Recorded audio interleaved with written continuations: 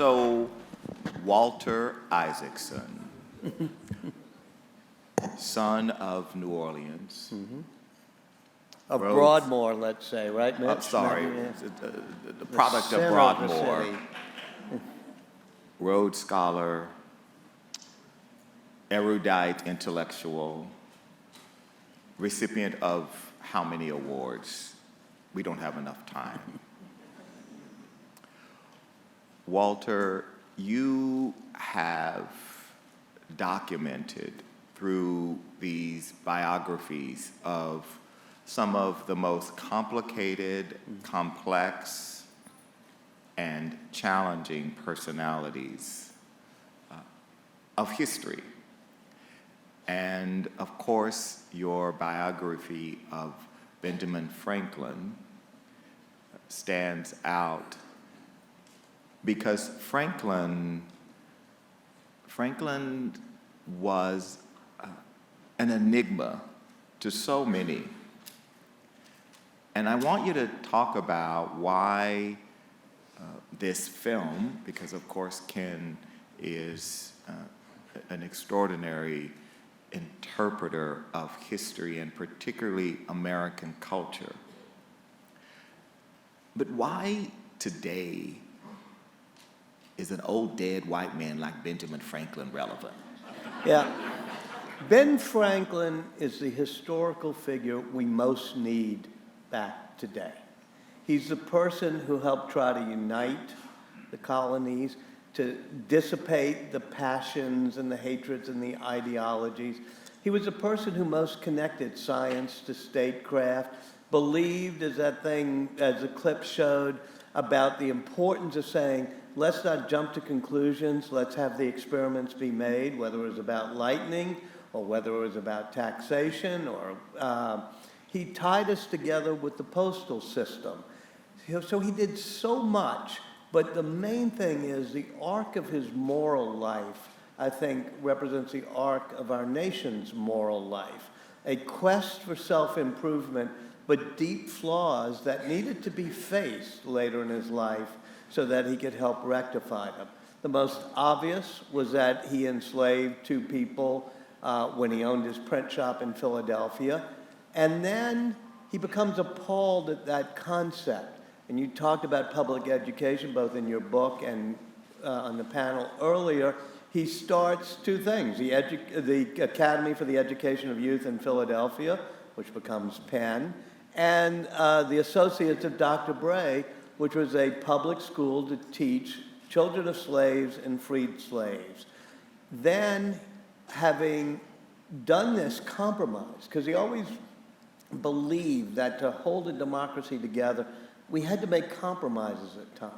But the hardest thing we do in our life is to know when to make a compromise and when to stand true for a moral principle. And he got it wrong a few times.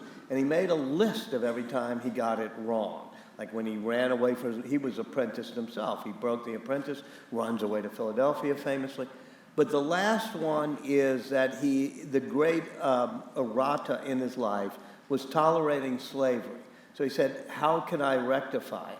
And he rectifies it by becoming the president of the Society for the Abolition of Slavery, which in 1777 was pretty early for that, and creating a revolving fund for apprenticeships and young people.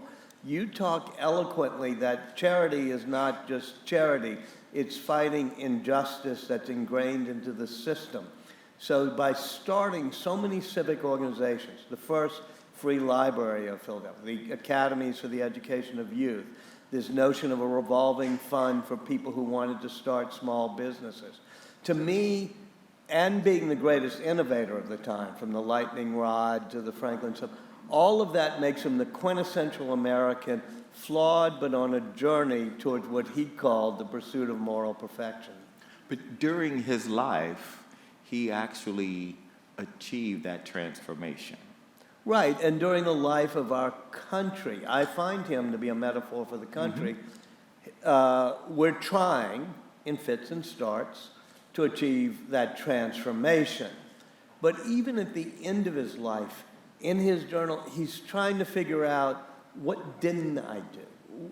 When my students here at Tulane, we decide, okay, should we take the name Hebert off of Hebert Hall or take things down? I say, okay, I understand why you may want to take names down. But before you do it, think, if they put your portrait on the wall here someday, what 100 years from now will be causing people to say, we've got to take that person's portrait down? Was it because you ate meat, or because you gas-burning car, or maybe even because you supported abortion? I mean, be able to challenge your own beliefs to see how history might judge you. But among your other biographies, Jefferson. Well, that's Mr. Meacham. I wrote a little about him, but yes. But you have written about Jefferson, and the difference there is Jefferson was unable Correct. to make. And John said that earlier this morning, and Annette Gordon-Reed was here, because what I call it the Jefferson Conundrum, meaning how do you judge people who were great in many ways, but in the light of history, I hate it when people use it in the context of their time, which is usually a euphemism for, excusing a moral lapse, but where there's so many people who fall prey to the Jefferson Conundrum. Even in my work writing about biology with the code breaker, you have James Watson, who is the greatest biologist of the 20th century, does the structure of DNA, but becomes racist, basically, in his feelings about race and heredity. So how do you teach Watson in biology? How do you teach Jefferson in history? Annette Gordon-Reed was pretty interesting yesterday, and so was Amani Perry, which is, it's too easy for us to just dismiss a Jefferson or something. Now, I do think that you earn extra credit for being ahead of the curve of history. Well, Franklin's reputation is certainly, he is held in higher regard through the lens of a moral framework for living his life. Right, and he comes to grips with slavery, and of course Jefferson doesn't even free even Sally Hemings, much less the preponderance of his slaves. So yes, I think even as the great thing about history is we get to reassess people, but we also have to be humble about knowing what they knew when they knew it. But your point that he is a metaphor for today, and this is why he is relevant. Right. It is as if that dialectic between Franklin and Jefferson continues. That tension of Jefferson saying, "I know that this is wrong." But this is necessary in order for me to have all of this. Right. I mean, I think in some ways that's a metaphor. And for here's what something we hear that's today, also too. bad about Jefferson, was that he was actually a deeper moral thinker than Franklin. In other words, I love Ben Franklin, but Ben Franklin's a very practical, and sort of gets it right. Look, sometimes deep philosophers, and Madison and Jefferson are amongst them, and yet the deeper philosopher who's reading John Locke and writing all these treatises, they still can't have the common sense of an average printer and shopkeeper like Ben Franklin on Market Street. So as a deeply reflective person who read all the great philosophers, Jefferson should have gotten it a little bit better than he did. So interesting that and I think that your narrating through American history metaphorically through Franklin is when people ask this question today, why are these guys relevant? I mean, I think it's such a powerful articulation of why we need history, all of our history, but why understanding these men is so important to understanding today. And I think, Walter, among the things that you've been able to do is to, throughout your career, look back and look forward. So to go from someone like Franklin to Steve Jobs? Yeah, that was a head snapper. I mean, Walter, why did you, what was Well, that you know, about? if you want to know what Ben Franklin really was, he would say, I was an inventor. You know, lightning rods to clean burning stoves, even inventing concepts like the concept of federalism, where you have both the states and the union, and they coexist. And so what sets Franklin apart is he's the greatest innovator of his time, thinking of new things, whether it's inventions or concepts or ways to balance power with the bourbon-packed nations, or figuring out how to do experiments on the temperature of the water in the Atlantic to figure out the Gulf Stream. So whereas Mr. Meacham became interested in sort of grand political leaders, after doing Ben Franklin, I said, I'm actually more interested in innovators, people, and one of the things about Franklin and Jefferson together is they would have thought you were a Philistine if you didn't appreciate the science at the time, if you didn't try to understand Newton's balances and checks, if you didn't understand anatomy. We lost, when I was young, this sense that we all had to appreciate science.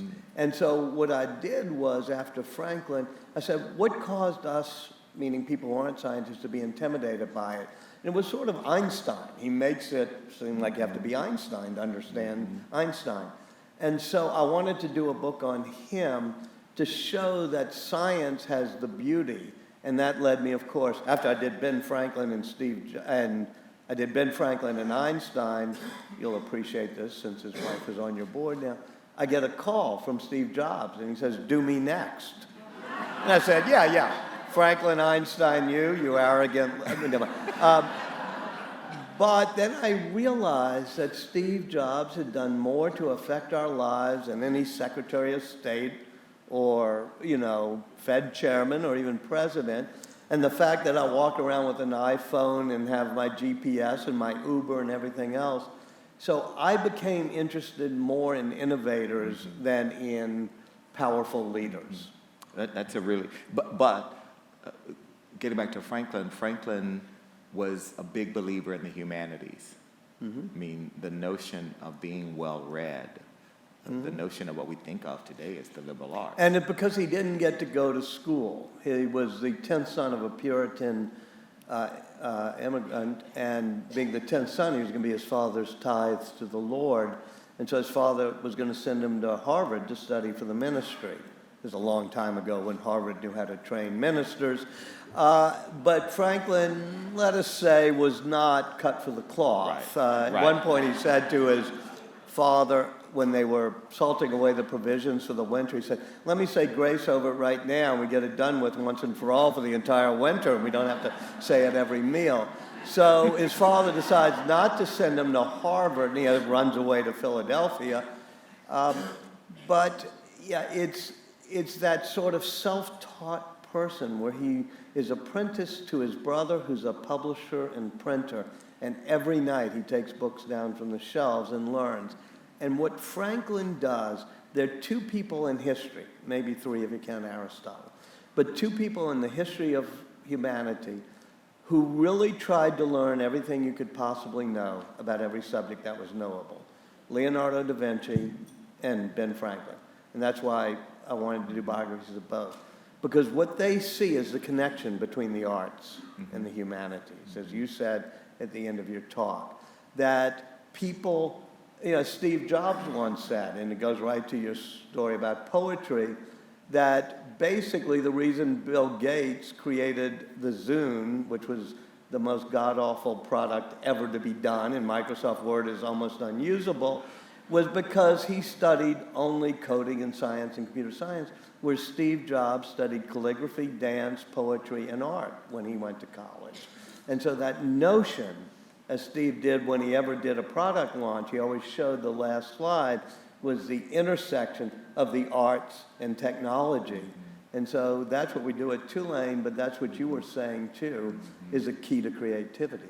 And speaking of creativity, Philadelphia, during Franklin's time, was the cradle of creativity for this country. Absolutely. And why was that? You know, I think that it's deeply important to understand why some places in some times become cradles of creativity. And if we go through history, you can start in 1570, where Florence becomes the hub of the Renaissance. You go to 1770, where Philadelphia is, 1970, where the Stanford area is, and you say, what makes it work? Well, in Philadelphia and in Florence in particular, as you spoke about earlier, and I loved your comment on, it's a shame that diversity got defined in the context of the Bakke decision instead of in the context of the glorification that we see here in New Orleans by having a diverse culture, and we know why that's a great thing, not something to be imposed by law. But if you look at, let's pick Florence, when Leonardo goes there, he is a total misfit. He is born out of wedlock, he's gay, he's left-handed, he's distracted, but he gets to Florence, and the Medici family thinks he's great, and he becomes accepted in a town in which people are coming in from the Ottoman Empire, fall and the Silk Road, that has the greatest diversity everywhere, of any place then. That's why the Renaissance happens there. In 1770, when Ben Franklin, well before then, but when Ben Franklin runs away from Boston, which, with all due respect to Boston, which we both like, was a very Puritan, very monoculture. And if you deviated in any way, if you were like on the wrong side of the antinomian crisis of God's grace alone, you had to leave and go found Rhode Island or something. Right. So he runs away and comes to Philadelphia, where there's Moravians and Jews and Episcopals and Anglicans and blacks and slaves and freed slaves. And that's the city's name, City of Brotherly Love, Philadelphia. That diversity allows the birth of America, just like Florence allows the birth of the Renaissance. But he was truly a singular figure in this. Did he have, I mean, he didn't have a Medici. I mean, were there patrons in Philadelphia? Not exactly, but he was good at trying to find patrons. And when he starts, but what he does is more create a community of not just patrons, but civic leaders. And he created what he called the Leather Apron Club, because it wasn't for the wealthiest of Philadelphia or the workmen. It was for the middle class. He called it We the Middling People, who were the shopkeepers on Market Street. Leather aprons, because they were the people who got up early, put on the leather apron, opened the door of the shop, and they were there. And that Leather Apron Club decided to figure out how to do civic improvements. And every month they'd come up with one. The free library, the militia, the street sweeping corps, the academy that becomes Penn, and whatever. And I think that was his secret. And you see it in great cities where it's not just some patron handing down things, but this sort of civic life. Right. Well, I mean, I think it's really interesting when contrasted with so many of the other founding fathers who were just flat out elitist. Oh, Jefferson, I mean, if you want to rag on poor Jefferson, I wish Annette were still here to defend him, or Meacham, Mr. Meacham. Exactly. Not be happy. They both start academies, right? University of Virginia, and then the academy in Philadelphia that becomes Penn. And if you read their founding documents, and this goes back to your previous panel, Jefferson's creed for the University of Virginia was to skim in the top, the cream, the elite, and train them for great leadership. And Franklin, in his academy, was to take every kid from every walk of life and make them able to be more participatory in our economy. And it was not supposed to be a selective place for the elite. And I still think when you talk about public education, that's what we have to regain the notion of, is that education is not supposed to be a privilege for the elite. And so how did you and Ken come to work? I mean, what was that like? You remember the late, great Michelle Smith. So we're having dinner. Oh, dear Michelle. We're having dinner in Washington together. And I had worked with Ken a little bit. Ken had come down to Tulane, as some of the students remember. And he said, who should I do next? And Michelle and her father, I guess Robert Right. Smith and all, Robert had Smith. all helped do these libraries. Right. And I said, you got to do Ben Franklin, and here's why. Our country is becoming more fractured. Right. You know, who was the person who tried to find the common ground? And it was at that dinner at, restaurant in Georgetown that Michelle and I convinced him to do it. But it was an easy sell because I think Ken had a feel for Ben Franklin. And he was the founder. Two things about him that made him good for this type of thing. First of all, he was the only middle-class founder. As you said, most of them were landowning aristocracies like the Jeffersons, Madisons, or the merchant aristocracies like the Adams and John Hancock families or whatever. We did not really have a middle class, nor in England was there a middle class.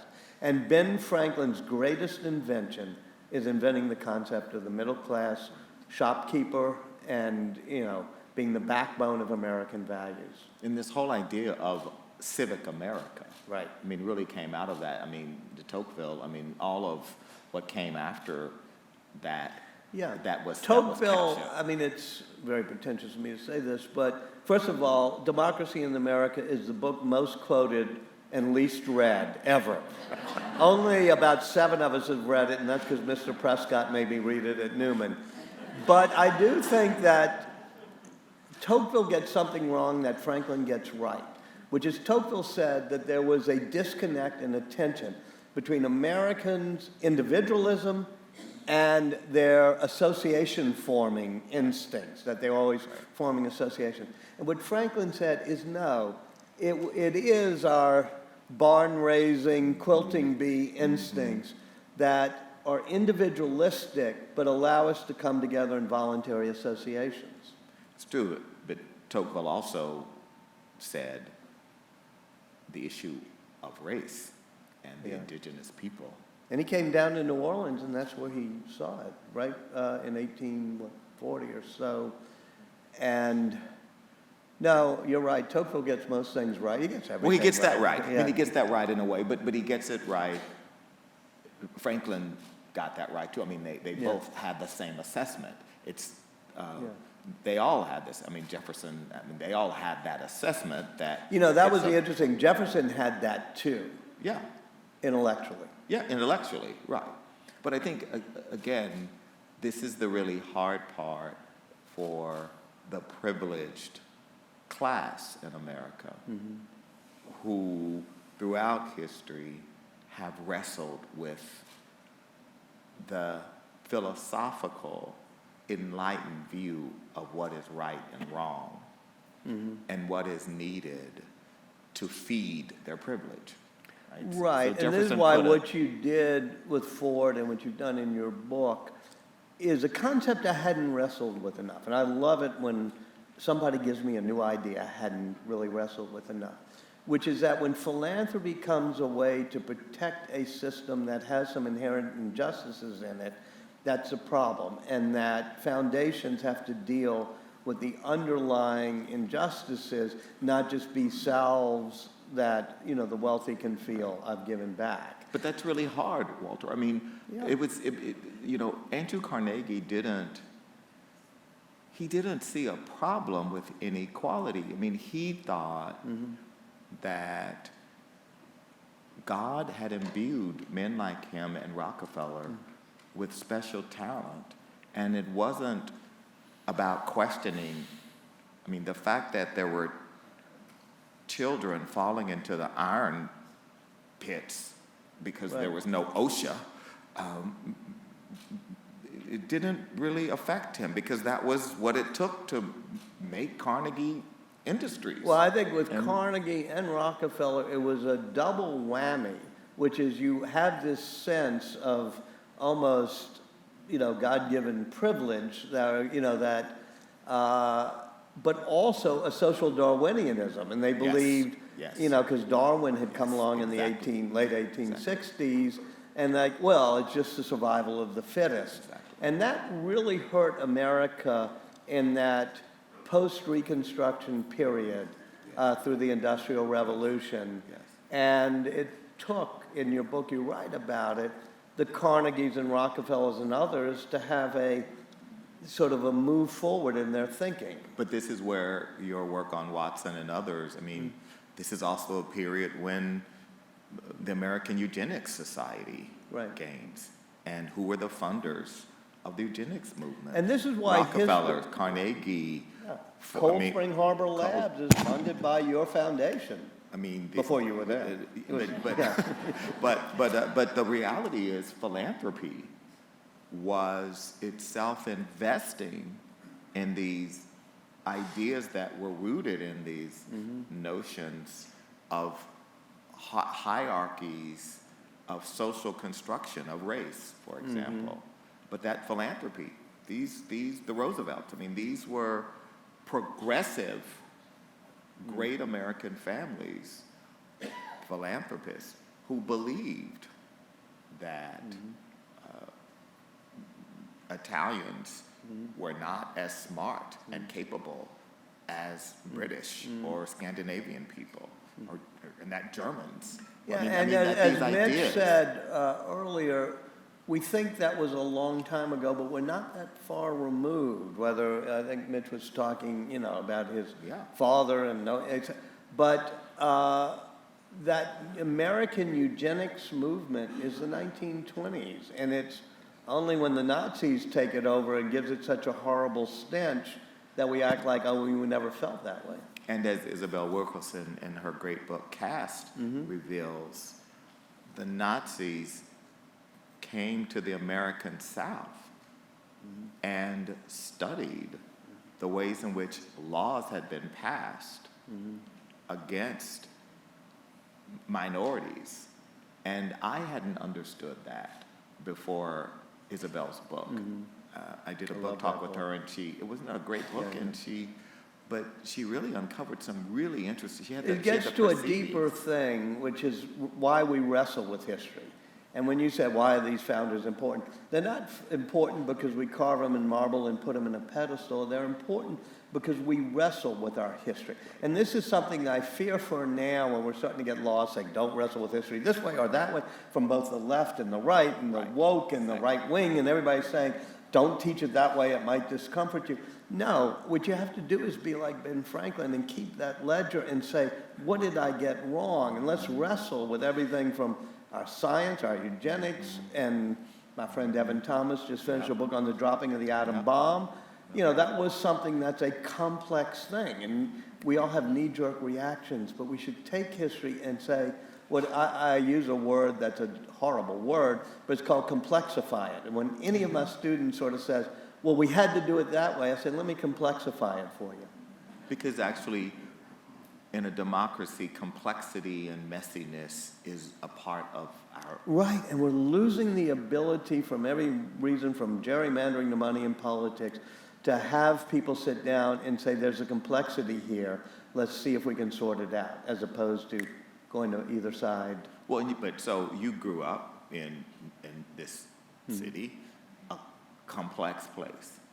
Complex, especially on race, and it's particularly useful, having grown up here, to recall all the first times that you understood race. Of course, Mitch's father, Moon, was somebody who led us there. But I can remember maybe 500 yards from here, I'll ask Ann, walking across Audubon Park with my cousin Alan Bissinger, and back then our maids and stuff, and the son of, who was our age, of one of the maids. We were going to the merry-go-round in Audubon Park. And I was like 5 or 6, just sort of learned to read, and was walking, and my cousin said, I want to go to the merry-go-round. And suddenly I stopped and I threw a tantrum. I said, I don't want to go. And nobody could figure out, I don't want to go.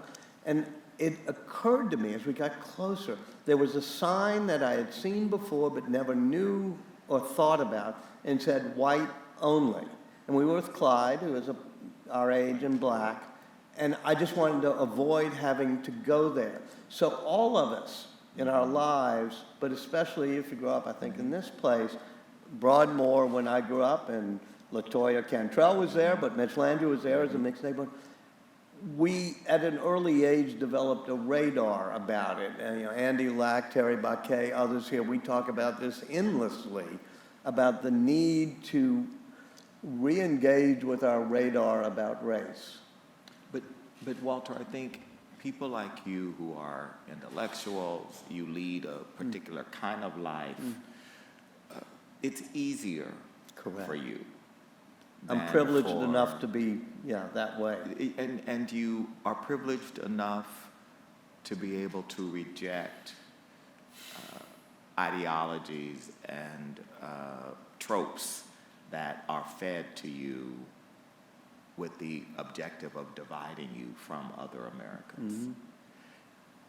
But not everyone is as safe and secure. And so how do we think about those people who feel vulnerable and who do feel invisible?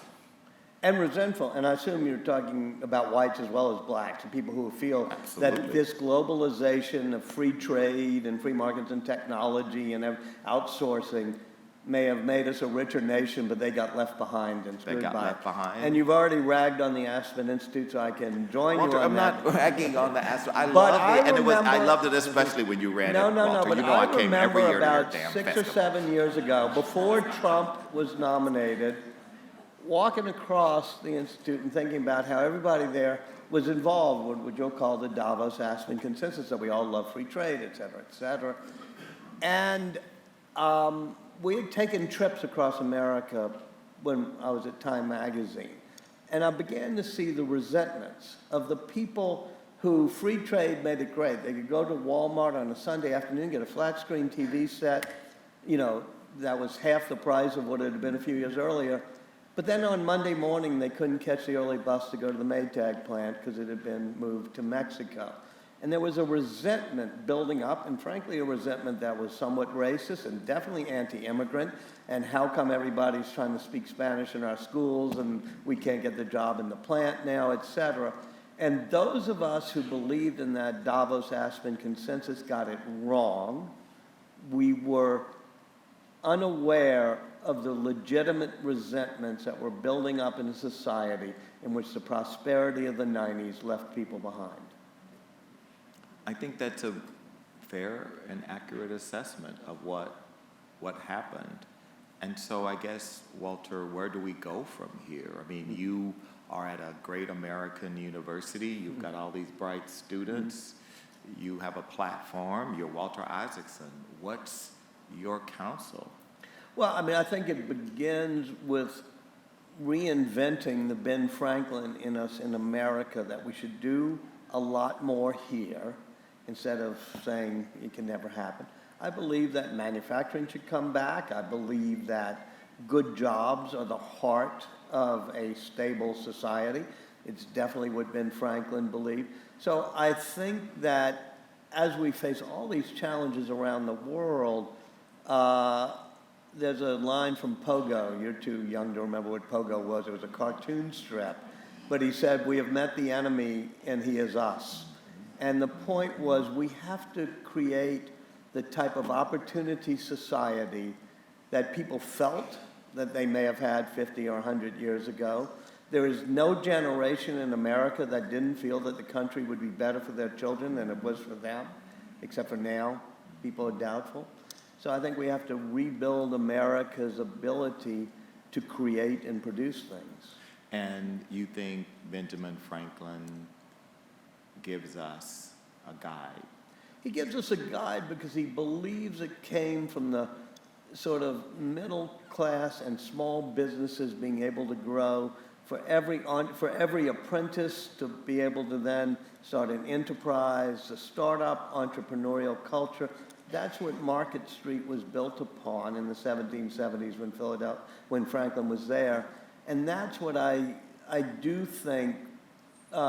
Sometimes we feel resentful, not just because we've lost power to big governments and everything, but also big corporations. And I'm like you, I believe in the American system, the free markets and capitalism. But we don't want people to be alienated and think that big corporations, can crush us. I got kids in my Tulane class who have great ideas for companies or services they want to do, but the main thing they worry about is how could Facebook crush me, how could Google crush me if it becomes good. So we have to have the type of system where people can start businesses again. And so, and by the way, and make it equitable. My wife Kathy is very involved in Entrepreneurs Week and Idea Village, which is to have a revolving fund for people unlike me who had a granduncle, an uncle or whatever who could help if I needed to get to the Hibernia or Whitney Bank and have a mortgage or something co-signed, to make sure everybody has that opportunity to start something they believe in. so last point I'd like you to address is, because we are here at Tulane, and in many ways, like many of the great American universities, Tulane is grappling with the role of higher education in a democracy. And I would like you to reflect on what you think the role is, and what are today the things that worry you and the things that give you reasons for hope and encouragement, because you are here, you are in the midst of, you teach classes. Well, as a historian, I go back to Ben Franklin. And when he said what was the purpose of the university he was doing, it's to create good citizens of the country we were trying to become, and to create opportunities for each new generation. And sometimes we lose sight of that in higher education, but shaping good people who will become good citizens is the role of a university. You were very close to, and I was very close to one of the most wonderful saints who walked this earth, the late, great Peter Gomes at Harvard. And he was a minister of the Memorial Church. And I don't remember much, even who our graduation speaker was or anything else, but I do remember the sermon he gave on the day we graduated that morning, which is, he called it, "What We Forgot to Tell You." And he said, "We told you this was a great, elite, exclusive place, and you were privileged to come here," and then made it more exclusive as you went up. What we forgot to tell you is it's not about exclusivity, it's about inclusivity, because that's what you're going to be judged on as a citizen of the world, how many people you brought into it. And afterwards, he told me the story later, somebody came up and he was saying, "What do you want to be?" And the person said, "Well, I really hope I'll be successful. I want to run for office. I want to be president of the United States."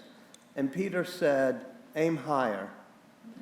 He said, "This university has produced a lot of powerful people. It's even produced a few presidents. But it hasn't always produced kind people and good people who care about including others into it." That's what we should have taught you, and that's what we forgot to tell you.